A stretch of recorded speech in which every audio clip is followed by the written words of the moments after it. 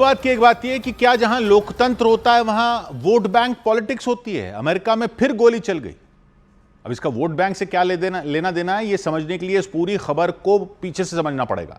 Trump के सबसे बड़े समर्थकों में एक चार्ली कर्क को गोली मार दी गई। आए दिन अमेरिका से गोली चलाने की खबरें आती हैं, कभी स्कूलों में, कभी बाजारों में। इस बार तो ट्रंप के समर्थक को ही गोली मार दी।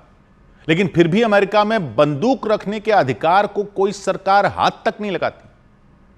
दुनिया के में लोगों को समझ ही नहीं आता अमेरिका में यह बंदूक प्रेम का कैसा पागलपन है। एक तरफ दुनिया का सुपर पावर आतंकवाद के खिलाफ लड़ाई लड़ने की बात करता है, दूसरी तरफ वहां सबको बंदूक रखना अलाउड है। दुकानें खुली हुई हैं, जैसे खिलौने लेने हो, जाओ बंदूक ले लो। चार्ली कर्क को गोली मार दी।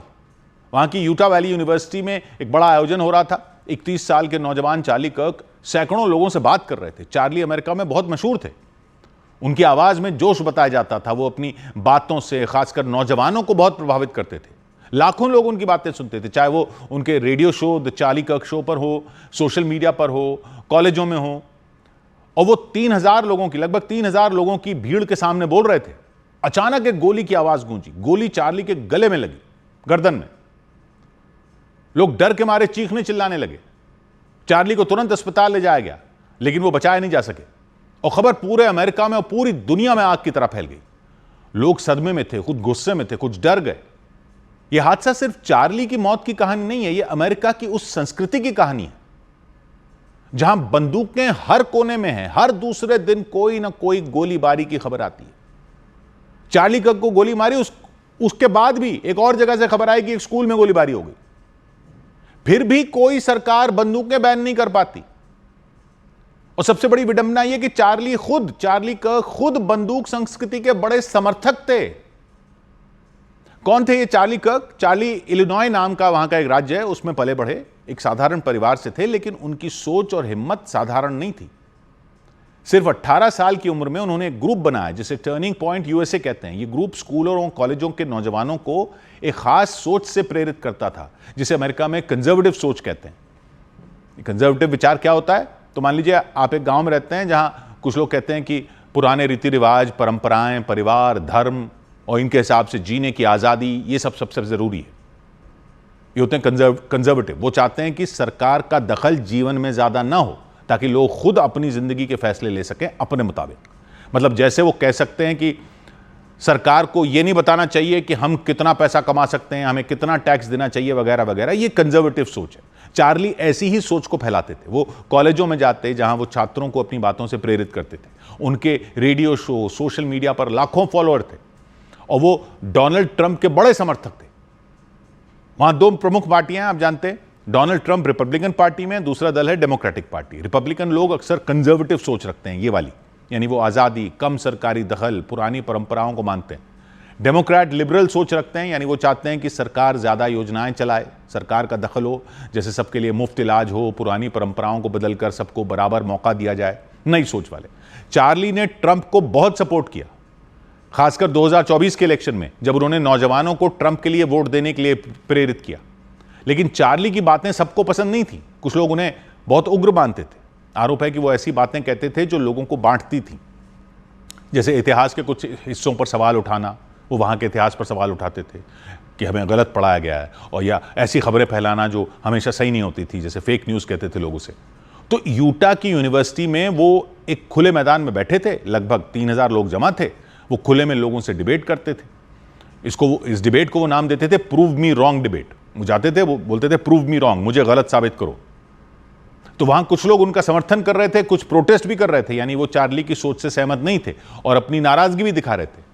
दोपहर 12:20 पर जब चार्ली बोल रहे थे, अचानक एक गोली की आवाज आई। गोली उनकी गर्दन में लगी। लोग डर गए, चीखने चिल्लाने लगे।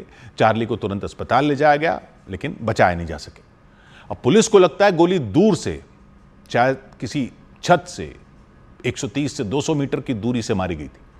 उन्हें यकीन है कि यह एक सोचा समझा हमला था, यानी गोली चलाने वाला चार्ली को ही निशाना बनाना चाहता था।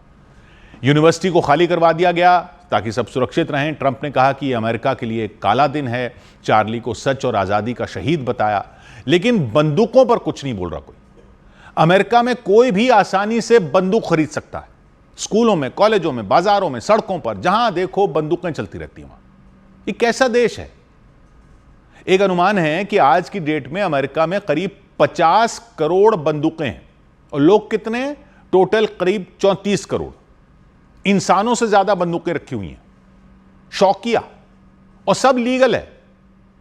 कानून में कोई रोक ही नहीं है। मतलब हर इंसान के लिए 1.5 बंदूक है वहां पे, लेकिन कोई रोक नहीं है। एक गांव में समझ लीजिए 100 लोग हैं तो वहां 150 बंदूकें होंगी, लेकिन हर कोई बंदूक नहीं रखता। यानी लोग कई कई बंदूकें रखते हैं। एक सर्वे के मुताबिक सिर्फ 32% एडल्ट, यानी करीब 8 से 10 करोड़ लोग वहां के कहते हैं कि उनके पास बंदूक है। तो कितनी कितनी रखी हुई है? 46% घरों में, यानी करीब 6.5 करोड़ घरों में कम से कम एक बंदूक है।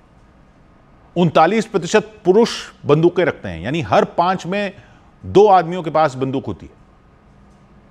22% महिलाओं के पास बंदूकें, महिलाओं के पास।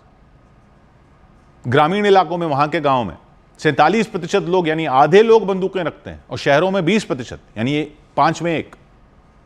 एक राज्य है वहां वायोमिंग, वहां 66% लोगों के पास बंदूक है। हर 3 में 2 के पास बंदूक है। 66%। समझो आप, लोकतंत्र का चक्कर है।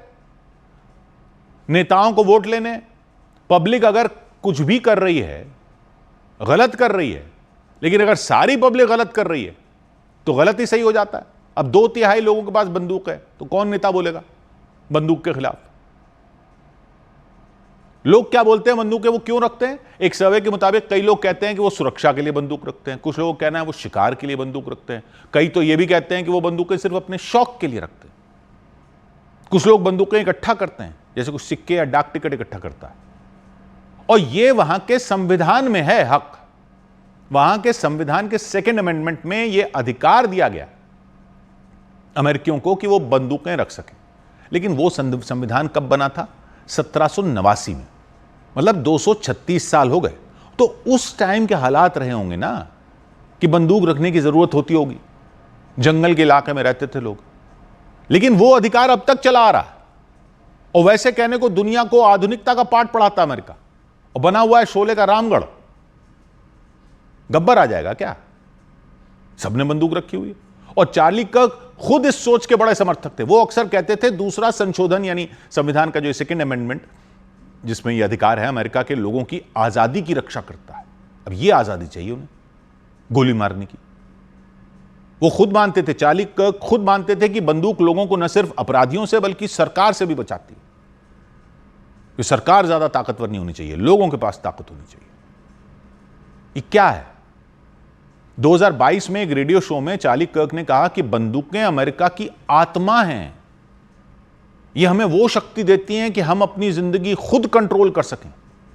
उनकी ये बहुत बातें बहुत से अमेरिकियों को पसंद थी, खासकर उन 52% लोगों को जो मानते हैं कि बंदूकें उन्हें सुरक्षित रखती हैं। अब इतने लोग मानते हैं, बताइए। इसी बंदूक ने खुद चार्ली की जान ले ली। जिस बंदूक संस्कृति को वो बढ़ावा देते थे, उसी की वजह से उनकी अपनी जान चली गई। अब सवाल यह है कि हर दूसरे दिन गोलीबारी होने के बावजूद सरकार बंदूकें बैन क्यों नहीं करती? तो इतने लोग हैं। आप देखिए 2023 में 46,000 लोग बंदूकों की वजह से मारे गए अमेरिका में। 27,000 ने खुदकुशी की, 18,000 की हत्या हुई, करीब 500 हादसे हुए, यानी हर 11 मिनट में एक मौत हो गई। हर 11 मिनट में एक मौत। स्कूलों में गोलीबारी के 2022 में 46 मामले हुए स्कूलों में। अभी ये चार्ली की जिस दिन मौत हुई है, एक स्कूल में अब भी गोलीबारी हुई अमेरिका में उसी दिन। स्कूलों में होती रहती है, वहां बच्चा बच्चा बंदूक लिए घूम रहा है, फिर भी बंदूकें बैन नहीं होती। बंदूक वालों का एक संगठन है नेशनल राइफल एसोसिएशन, NRA, बहुत ताकतवर है। क्यों? क्योंकि वो लाखों डॉलर खर्च करते हैं, उन नेताओं को चंदा देता है ये संगठन जो बंदूक के हक में बोलते हैं संसद में। चार्ली कर्क भी NRA के समर्थक थे। यानी घूम फिरकर वोट बैंक का चक्कर है। अमेरिका तो लोकतंत्र का झंडा उठाता है ना दुनिया भर। 100 बार